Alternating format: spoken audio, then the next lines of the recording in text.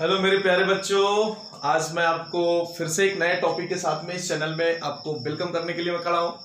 जिस टॉपिक का नाम मैंने ऑलरेडी यहाँ पे मेंशन कर रखा है, updated syllabus of Maharashtra board of standard 12। क्योंकि आज जो सिचुएशन है, बच्चे जैसे 11 से 12th में मूविंग हुए हैं, तो बहुत लोगों का मुझे कॉल आ रहा है, मैसेज आया कि सर आप मुझे 12th के सिलेबस के बारे में बताइए।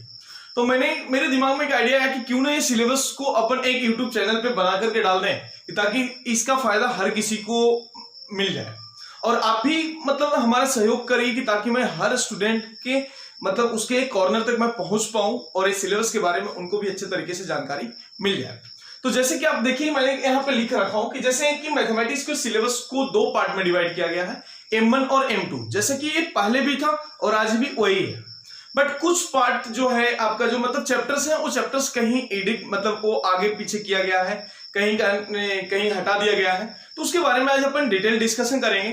तो सबसे पहले मैं आपको ये बताना चाहता हूं कि यहाँ पे M1 जो मैंने लिखा हूं, मैथमेटिक्स 1 लिखा हूं, इसका एग्जाम जो होता है 40 मार्क्स का M1 होता है। कितने मार्क्स होते हैं? 40 मार्क्स का होता है। अभी मैं इसके डिटेल मार्क्स पे नहीं आऊंगा क्योंकि अभी एक भी बार एग्जाम हुआ नहीं है। नो डाउट कि इसका एनालिसिस में आपको मैं बताऊंगा, लेकिन एक जो भी एनालिसिस मैं आपको बताऊंगा वो एनालिसिस में भी एक 100% तक सही होगा, लेकिन वो 100% तो मैं नहीं बोल पाऊंगा क्योंकि वो 100% तक सही होने वाला है। तो सबसे पहले मैं आपको बता रहा हूं कि जैसे कि ओल्ड सिलेबस और न्यू सिलेबस के मैंने दो कॉलम बना रखे हैं। जैसे कि आपको पहला में मैथमेटिकल लॉजिक दिया हुआ है, यहाँ पे भी मैथमेटिकल लॉजिक भी लिखा हूं, बराबर है, जिसमें आपको यानी कहने का मतलब कि पहले चैप्टर में कोई बदलाव नहीं किया गया है। सेकेंड वन की बात कर रहा हूं, जैसा कि मैट्रिसेस, तो मैट्रिसेस यहां भी है, तो मैट्रिसेस यहां भी है। तो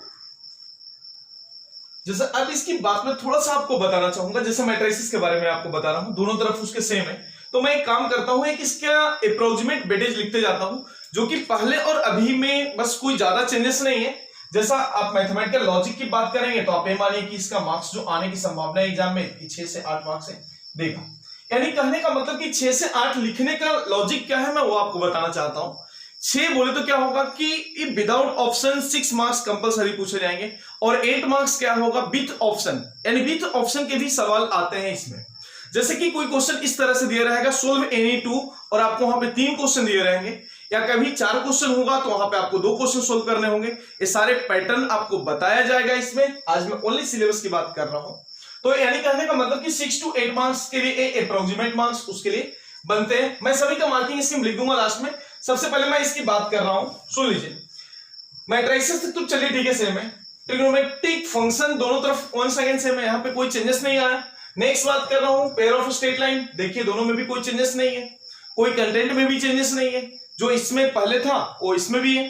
तो कहां पे नंबर 5 की बात कर रहा हूं, वंस अगेन इसके वेक्टर भी सेम है, वेक्टर इसके भी है, इधर भी है। अब यहाँ पे जो बात कर रहा हूं 6 नंबर जो टॉपिक है अपने पास, जो 3D ज्योमेट्री अपन बोलते हैं, तो 3D ज्योमेट्री इसमें से रिड्यूस किया गया है, जो अपडेटेड सिलेबस आया है।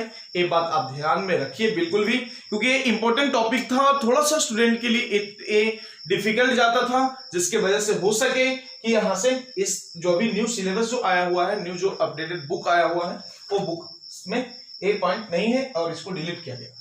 अब नेक्स्ट बात कर रहा हूं, जैसे कि नेक्स्ट जो चैप्टर आपको दिए हुए हैं, आपने 7 और 8 नंबर की बात कर रहा हूं। लाइन और प्लेन वहां पे अलग अलग चैप्टर्स थे, किसमें?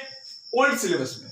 बट ये रिवाइज सिलेबस होने के बाद यहाँ पे लाइन और प्लेन दोनों एक ही चैप्टर्स में आए हुए हैं। और नेक्स्ट जब बात करूं कि लीनियर प्रोग्रामिंग की बात कर रहा हूं, तो लीनियर प्रोग्रामिंग नो डाउट कि दोनों तरफ है लीनियर प्रोग्रामिंग, इधर और इधर दोनों तरफ लीनियर प्रोग्रामिंग। अब इसकी बात करूंगा कि मैं इसका एक अप्रोक्सीमेट मार्क्स लिखूंगा, कि ताकि कितने मार्क्स के कहां पे आने की संभावनाएं हैं, ये मैं आपको यहां पे लिख के दे रहा हूं। तब तक इसको आप अच्छे तरीके से नोट डाउन कर लीजिए, ये ओल्ड सिलेबस और न्यू सिलेबस के बारे में, जैसा कि मैंने आपको बताया M1 में। अब जैसे कि मैंने कुछ एक्सपेक्टेड मार्क्स, जो भी अपने पास एक सिंपल सा एक्सपेक्टेशन है कि कितना मार्क्स कौन से चैप्टर से आना चाहिए, जो प्रीवियस चैप्टर को ध्यान में रखते हुए, मतलब प्रीवियस एग्जाम को ध्यान में रखते हुए। जैसे कि मैथमेटिकल लॉजिक का वेटेज इसका दिया गया है 6 to 8 मार्क्स, यानी मिनिमम 6 और मैक्सिमम 8, यानी विथ ऑप्शन 8 और विदाउट ऑप्शन 6 तक आने की संभावना है। नेक्स्ट की बात है कि 4 to 6 मार्क्स से मैट्रिसेस से इतने सवाल पूछे जाएंगे। और नेक्स्ट ट्रिग्नोमेट्रिक फंक्शन, यानी 7 से 10 मार्क्स तक इससे सवाल पूछे जा सकते हैं। Next pair of straight line, जो 4 से 6 मार्क्स के लिए यहां से पूछे जाएंगे। कुछ जैसा कि इसमें जैसा वेक्टर है, वेक्टर से 5 से 7 मार्क्स के लिए दिया गया है। लाइन और प्लेन, पहले लाइन और प्लेन दोनों 4-4 मार्क्स के पूछे जाते थे प्रीवियस में, बट ये दोनों को जब कंबाइन कर रहा हूं तो मिनिमम 8 to 10 मार्क्स को, मतलब ये पूरे को ज्यादा वेटेज, यदि इसमें से पूरा देखूं मैं तो ज्यादा वेटेज हमें तो लाइन और प्लेन की ही लग रहा, संभावना हमें लाइन और प्लेन से ज्यादा क्वेश्चंस बनने की संभावना है। और नेक्स्ट क्या होगा, लीनियर प्रोग्रामिंग से कितना 3 से 4 मार्क्स के सवाल बनते हैं। यानी ये पूरा जो मैंने आपको एक्सपेक्टेड मार्क्स जो मैंने आपको बताया, ये इस तरह के मार्क्स, इस मतलब जो अपकमिंग पेपर होगा, यानी कहने का मतलब कि आपका पेपर एक कब होने वाला है, अभी 2020 चल रहा है, यानी 2020 और 21 बैच के लिए 2020 से 21 बैच का जो पहला एग्जाम होगा ए न्यू सिलेबस पे, जिसमें इतने मतलब जो भी मार्क्स मैंने आपको बताया इतने आने की संभावनाएं हैं। अब मैं मूव करता हूं कि जैसे कि मैंने M1 के बारे में आपको बताया, अब मैं मूव करना चाहूंगा M2 पे। तो जस्ट मूव टू मैथमेटिक्स 2। जैसा कि मैंने अभी M1 के बारे में आपको डिटेल डिस्कशन में आपको बता दिया कि उसके मार्क्स कितने, कहां से कितने मार्क्स आने की संभावना है, वैसा ही मैं आपके सामने M2 के बारे में बात कर रहा हूं, यानी मैथमेटिक्स सेकेंड पार्ट जो है मैथ्स का, उसके बारे में बात कर रहा हूं। सिमिलर तरीके से इसका भी मार्किंग स्कीम जो भी है, 40 मार्क्स के पेपर इसमें भी होंगे, यानी 40 मार्क्स यहां से भी पूछे जाएंगे। कब की बात है, 2020-21, यानी जो पहली पैटर्न है यहाँ पे, उसमें ही ये लागू होगा। जैसा कि ओल्ड और न्यू सिलेबस के बीच की मैंने कुछ डिफरेंस आपको बताया कि कौन सा चैप्टर्स नहीं है, वो आपको डायरेक्टली इसमें से दिख रहा होगा। जैसा कि पहले चैप्टर में कंटिन्यूटी में पहला चैप्टर होता था, जो कंटिन्यूटी के लिए, जैसा 11th के कुछ चैप्टर, जैसे लिमिट की बात करूं तो लिमिट उसके पूरे बेस लगते थे कंटिन्यूटी के लिए। अब यदि आप लिमिट नहीं जानते हैं, सपोज दैट कि कोई 11th में लिमिट नहीं पढ़ा और यदि वो 12th में कंटिन्यूटी करना चाहता है, तो वहां पे प्रॉब्लम हो रही थी कि कंटिन्यूटी यदि बच्चा को करना है तो उसको सबसे पहले कि लिमिट के कंसेप्ट उसको आने जरूर से जरूर चाहिए। तो यहाँ पे ऐसा नहीं है, यहाँ पे डायरेक्टली जो कंटिन्यूटी था उसको रिमूव करके डायरेक्टली यहाँ से डिफरेंशिएशन से ही स्टार्ट किया गया। यानी ये चैप्टर जो है यहाँ पे कंटिन्यूटी, जो अभी जो रिवाइज सिलेबस में इसको हटा दिया गया है, और इस सिलेबस से जो पहले यहाँ से जो क्वेश्चंस पूछते थे, ये माने कि 6 to 8 मार्क्स के क्वेश्चन पूछते थे। अब ये जो 6 से 8 मार्क्स जो बचा है, आप ये मानिए कि 6 से 8 मार्क्स पूरे कैलकुलस पे ही डिस्ट्रीब्यूट होगा।